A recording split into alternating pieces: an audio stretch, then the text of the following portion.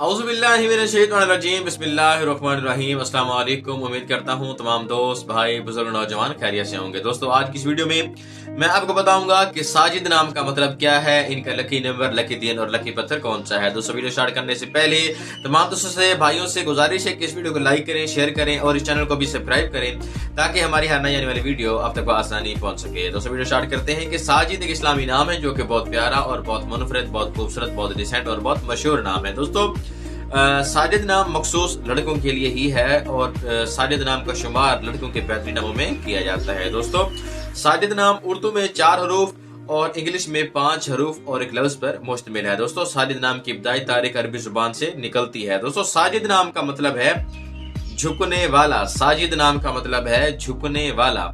दोस्तों, अगर lucky number के हवाले से बात की जाए तो साजिद नाम अफराद के लिए बेहतरीन नंबरों में लकी नंबर 5 माना जाता है।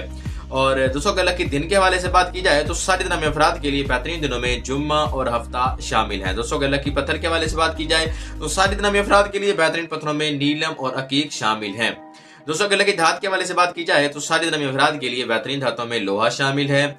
और अगर लकी रंग के हवाले से बात की जाए तो साजिद नामी अफराद के लिए बेहतरीन रंगों में नीला रंग और काला रंग शामिल है। दोस्तों, ये थी साजिद नाम की मुकम्मल मालूमात। अगर आप भी अपने नाम का मतलब जानना चाहते हैं तो हमारे कमेंट सेक्शन में अपना नाम ऐड करें। शुक्रिया।